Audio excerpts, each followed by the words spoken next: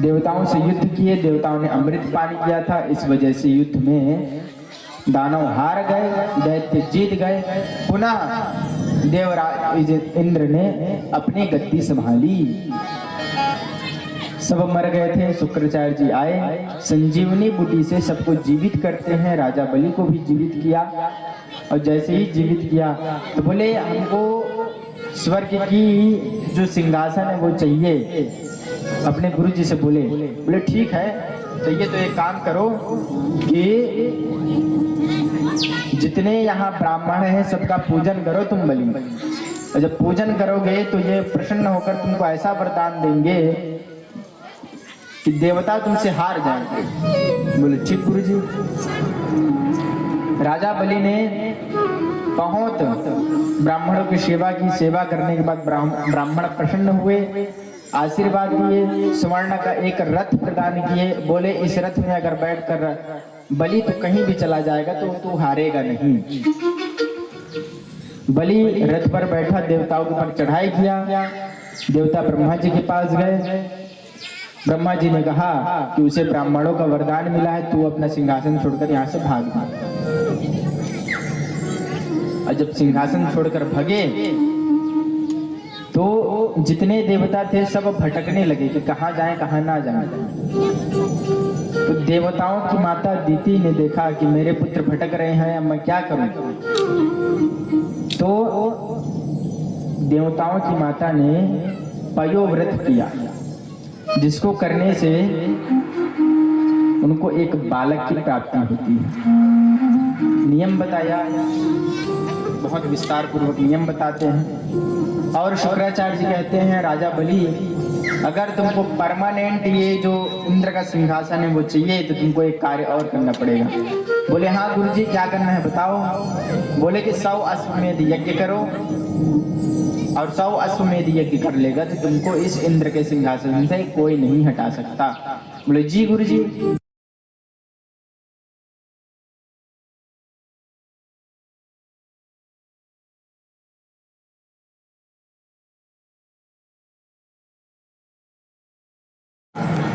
वामन रूप में अवतार ग्रहण करूंगा। बोले ठीक। दीति ने पयोव्रत किया। पयोव्रत के प्रभाव से भगवान पुंज बनकर गर्भ में जाकर विराजमान होते हैं, और फिर वामन के रूप में भगवान जन्म लेते हैं। बोलिए वामन भगवान की जय हो। जैसे ही वामन भगवान का जन्म हुआ तो बृहस्पति ने वामन भगवान को जनेऊ दिया, यज्ञोपवीत पहनाया। ब्राह्मण का तो कर्म है पहले जनेऊ, पहले जाति संस्कार 16 संस्कार बोले गए हैं, उनमें से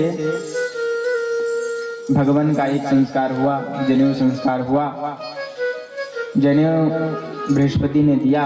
तत्पश्चात ब्रह्मा जी ने कमंडल दिया, सरस्वती माता ने उनको रुद्राक्ष की माला प्रदान करी, आकाश ने छाता दिया, पृथ्वी ने पादुका दी कि खुला पैर कहाँ चलेंगे, और कुबेर ने भिक्षा पात्र दिया, माँ पार्वती ने भिक्षा दी। अब गुरु जी के पास गए और गुरु जी के पास जाकर वो सारी भिक्षा बृहस्पति जी को दे देते हैं। बृहस्पति जी ने कहा कि हमको इतना धन नहीं चाहिए, हमको सारा धन चाहिए। बोले क्या चाहिए। बोले हमको जो राजा बलि के पास संपत्ति है ना वो सब संपत्ति हमको चाहिए। बोले अच्छा। बोले हाँ, उसको मांग कर लिया। तो गुरु की आज्ञा से भगवान नारायण जहां बलि यज्ञ कर रहा था वहां पहुंचे, और पहुंचकर राजा बलि के स्थान पर देखिए कितना बड़ा यज्ञ हो रहा है। बलि ने देखा कि एक छोटा सा बावन है, छोटा ब्राह्मण है, और यज्ञोपवीत धारण किया है, हाथ में कमंडल है, एक हाथ में छत्ता है, कुशे की आसन लिया है। कहाँ है दिव्य पुरुष, कहाँ से आ रहा है। गया बलि प्रणाम किया, साष्टांग दंडवत किया। बोले महाराज कहाँ जा रहे हो। तो बोले कि आप ही के पास आ रहे हैं बलि। बोले अच्छा, अहो भाग्य जो आप यहाँ पधारे। बोले हाँ ठीक है भाई, तो क्या चाहिए ब्राह्मण ये बताइए आप। जो चाहिए आप निसंकोच मांग सकते हैं, ये सारी पृथ्वी मेरी है।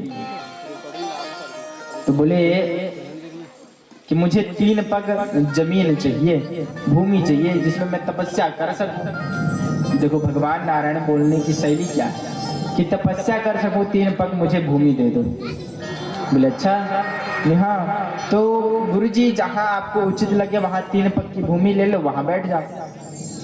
बोले नहीं, संकल्प से चाहिए। बोले गुरुजी और कुछ चाहिए तो वो भी मांग लो, 3 पग क्या मांगते हो, मेरे पास हीरे मोती सभी। बोलो तो आपको स्वर्ण का एक महल दे दूं।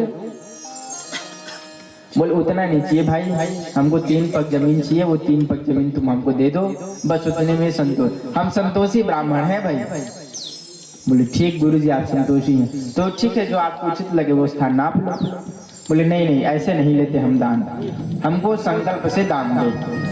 तो बोले गुरुजी आप 3 पग भूमि के लिए संकल्प मांग रहे हो। बोले नहीं ऐसा नहीं है, क्या है कि संकल्प से जो दिया गया दान होता है वो बहुत भाग्यशाली होता है, उससे बहुत पुण्य मिलता है। बोले जी। तो उसी समय शुक्राचार्य जी ने देखा कि ये जो बालक है 3 पग जमीन के लिए संकल्प बोल रहा है कौन। आंख बंद की, आंख बंद कर जैसे ही मंत्र पढ़े तो देखिए साक्षात परब्रह्म परमेश्वर परमात्मा है, ये विराट रूप देखा। तो राजा बलि तैयार हो गया संकल्प देने के लिए, और संकल्प देने के लिए तैयार हुआ तो राजा बलि के पास शुक्राचार्य जी आते हैं, दैत्य गुरु आते हैं, कहते हैं कि अरे बलि इसको दान मत देना, ये दुष्ट है। बोले कैसे महाराज आप इसको दुष्ट कह रहे हैं। बोले छलिया है, छलिया, ये नारायण है। तो बलि बोला नारायण हो चाहे कोई हो, महाराज अब मांगने के लिए मेरे पास आए तो मैं दूंगा भाई। बोले ऐसे ही देते, संकल्प मत ले। बोले नहीं गुरुजी अब संकल्प के लिए मैंने बोल दिया है तो मैं संकल्प दूंगा। तो शुक्राचार्य जी की बात नहीं मानी, तो शुक्राचार्य जी को क्रोध आया, चेला मेरा है बात मेरी नहीं मानता। हाथ में जल में लिया और मंत्र पढ़ा और बोला बलि इसी समय तो श्रीहीन हो जा, ये मेरा श्राप है। बलि को श्राप देकर दैत्य गुरु वहां से जा ही रहे थे। तो फिर गुरुजी ने सोचा कि अरे चेला है अपना, और चेले को कभी छोड़कर नहीं जाना चाहिए। तो संकल्प ले रहे थे जल में, तो कमंडल से पानी निकल ही नहीं रहा था। अब देखो भागवत में तो ऐसा उल्लेख नहीं है कि शुक्राचार्य जी कमंडल में आकर छुप गए जिस वजह से पानी ना निकले, लेकिन अन्य पुराण में है।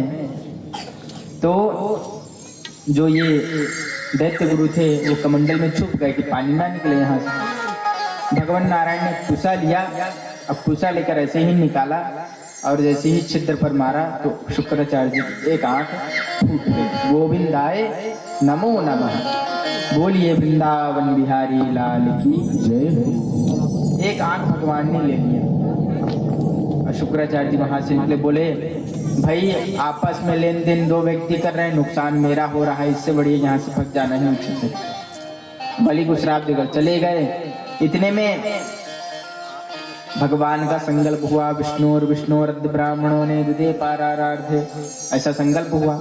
संकल्प होते ही जल छोड़ा गया, और जैसे ही जल छोड़े उतने में ही बलि ने कहा कि महाराज आपको जो जमीन चाहिए 3 पग नाप लो।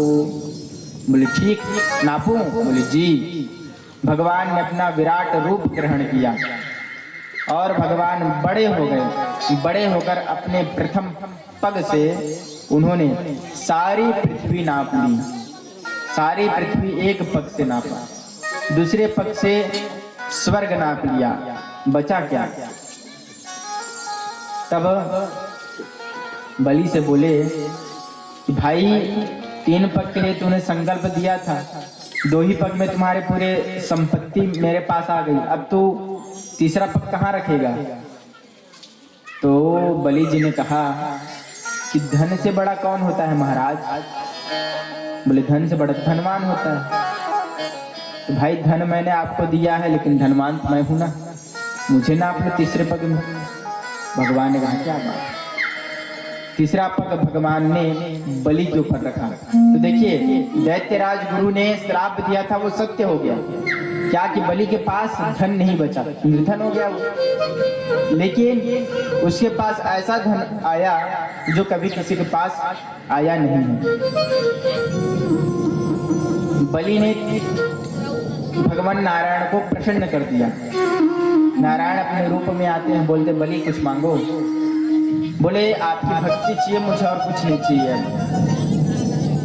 बोले नहीं नहीं भाई कुछ मांगना पड़ेगा। बोले नहीं चाहिए।